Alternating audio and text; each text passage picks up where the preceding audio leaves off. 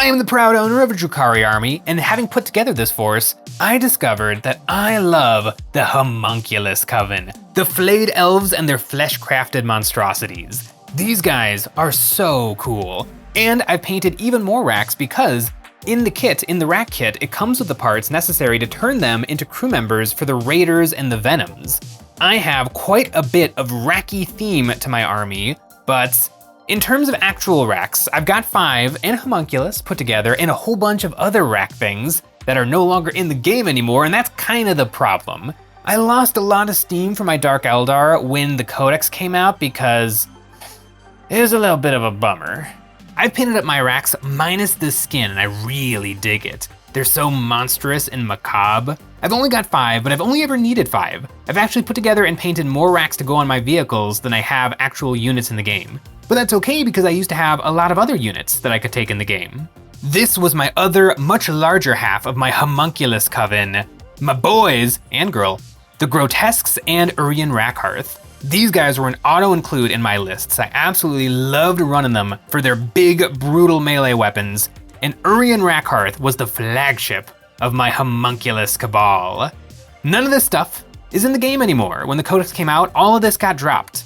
I kind of sensed that this was coming, and so that's why I have proxy models for all of these guys. I think these are from RTLW, but it definitely hurts that some of my favorite units aren't in the game anymore. It hurt my little heart when the Grotesques and the named Homunculus went to Legends, and that pain got even worse when I was left with the Wracks, who in game right now are kinda terrible.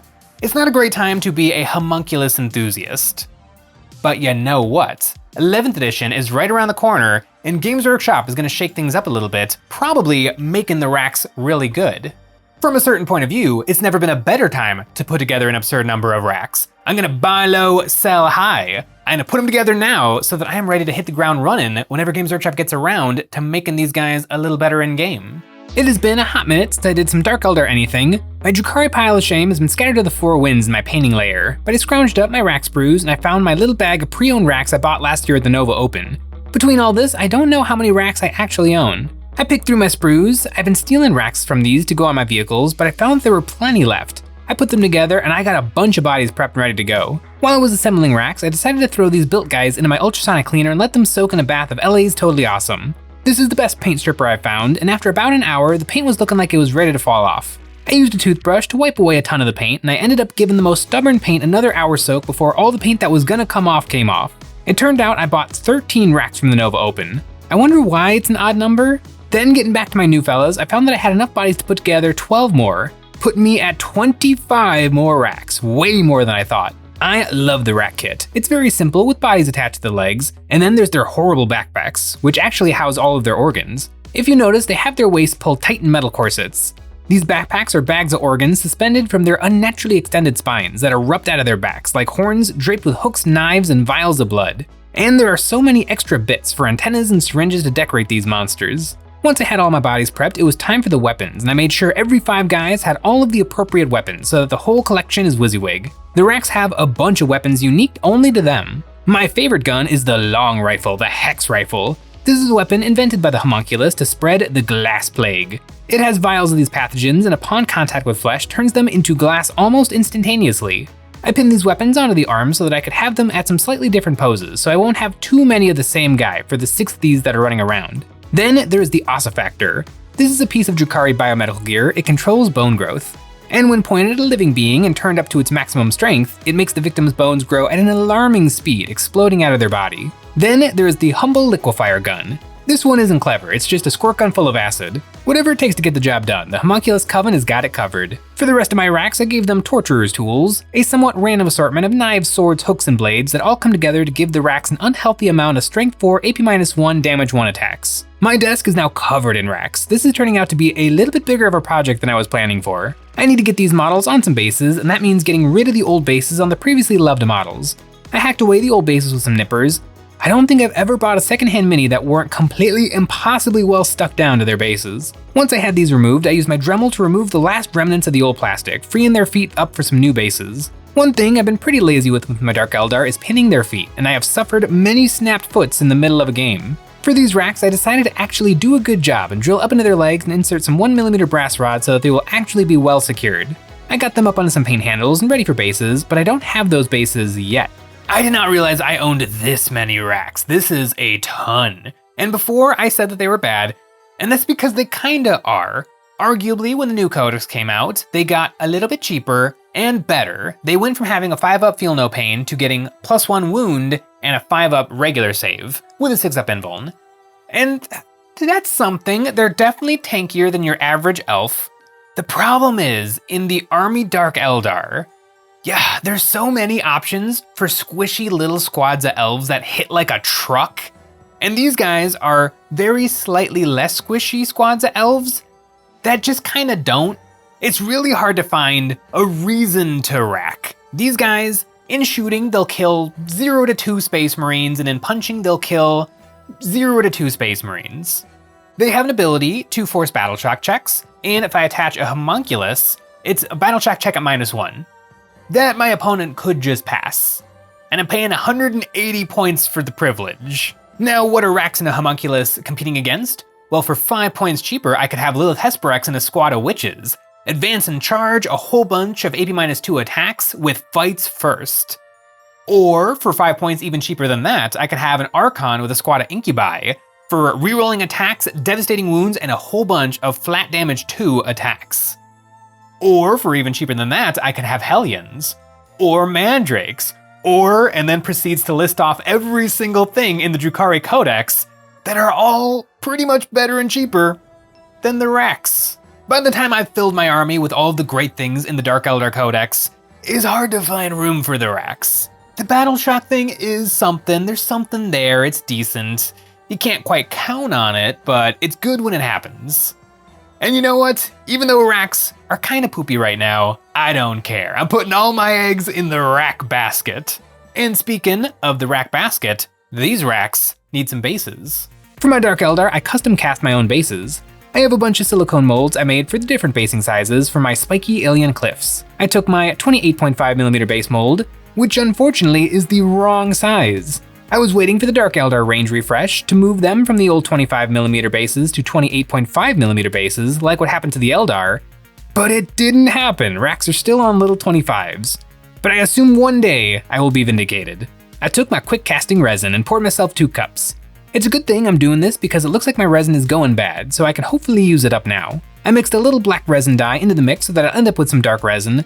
Then I poured the stuff into my molds, using a disposable brush to push the resin into the nooks and crannies so I hopefully won't get too many bubbles. This mold makes 8 bases, so I poured myself 4 sets so that I'll have all the bases I need. I left them overnight to finish curing, and then I sanded the bottoms nice and flat with some 60 grit sandpaper, doing 1 pass to get them flat, and then giving them another sand with some 220 grit so that the bottoms are very smooth. When I'm done, I'll put some magnet paper down on the bottoms of these to make transportation easy, and the stickers like to have something nice and smooth to attach to. Now I've got 25 Wracks and plenty of bases, and I hit everything in a black prime. Then for my Wracks, I hit these with a Zenithal white paint from above. It feels really good to get these guys out from random drawers and getting them ready for some painting. After a Zenithal, I sprayed all my boys with a satin varnish to protect the ink layer. This is a spicy amount of Wracks, and I have not been feeling the draw of my Dark Eldar very much. I kinda stopped playing them once the Codex came out, because in the index days of Dark Eldar, they had, in my opinion, the most fun army rule out of anything in 40k, Power from Pain. This was an ability for Dark Eldar, where if I kill something or I make them fail a battle shock check,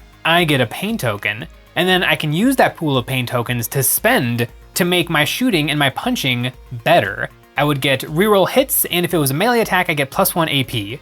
And this was critical for the Drukari. The Dark Eldar are a glass cannon army. They can do some damage, but they will fall over to the gentlest of breezes. And so it's really important to be very confident in knowing what's gonna happen. If I charge in and I really need X to happen, then I can spend a pain token and reroll the hit so that I can almost guarantee that at least X happens. This was incredibly simple, incredibly clean, and really fun. When the Codex came out, this rule fundamentally changed. Now, you still gain pain tokens the same way, but the way you spend them is completely different. Now, every single datasheet has a unique Power from Pain ability that triggers during a certain specific moment in the game. It could be a melee benefit, it could be a movement benefit, it could be something weird that happens in the command phase, it could be a defense ability, it could be anything, and you just have to know what it is.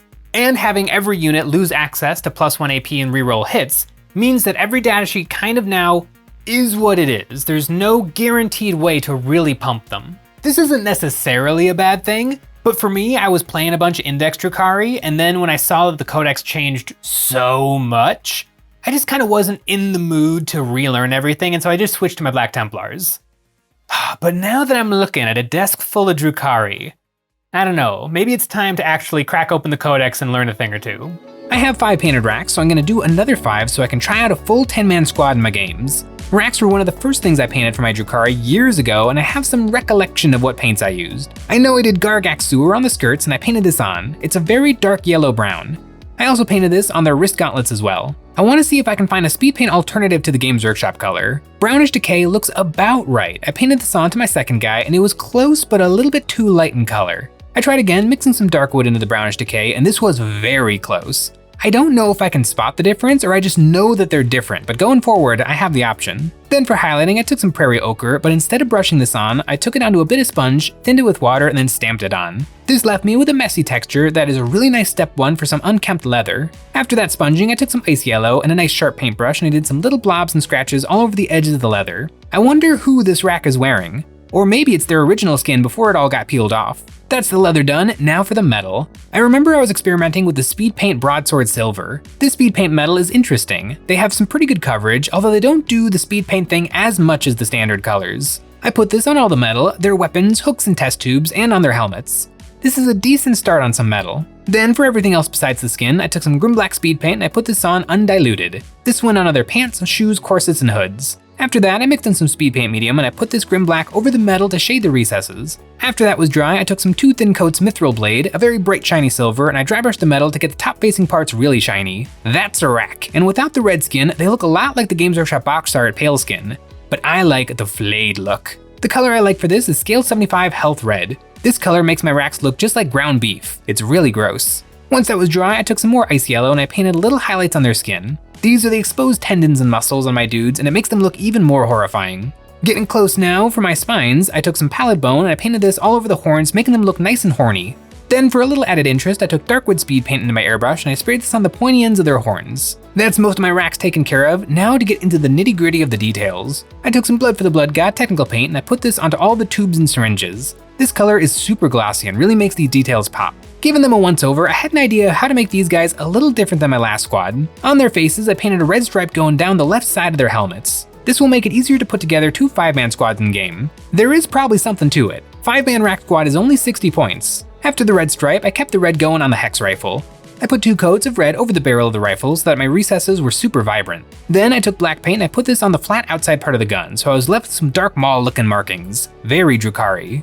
And you know what else screams Drukhari? That's right, our website. On EonsOfBattle.com, we're all restocked on our excellent hobby goodies, Great Tide Studio bits for your Space Marines, Army Painter paints, brushes, basing cork, ultra thin and ultra thick super glue, and we've got terrain. It's the best way to support us doing what we do by getting a membership. Each month, members get a credit good for any one terrain pack we've ever made or the brand new one. New in May, we've created the Cyber City, a set of terrain perfect for any fast-paced war game. These beautiful gleaming buildings are the picture of future affluence ready to be fought over and on top of. These pieces were designed to give plenty of line-of-sight blocking terrain with lots of room on top for miniatures to stand on. And with a stacking system, you can build your boards up into the air with lots of catwalks and staircases to let you battle in the 3rd dimension. To sprinkle around your city, there are some sci-fi accessories like the line-of-sight blocking hologram projectors, rooftop doors, computer terminals, crates, and snack machines. Everything a future battlefield needs. This terrain set was designed by us and is available at EonsOfBattle.com. On this second squad, I built a few power weapons. Technically, each squad should have a power weapon, but they barely look different from the Torturer's tool, so I don't really care. On these, I took some thinned down white paint and a sharp brush, and I painted on some little squiggly lightning bolts coming from the antenna on these weapons.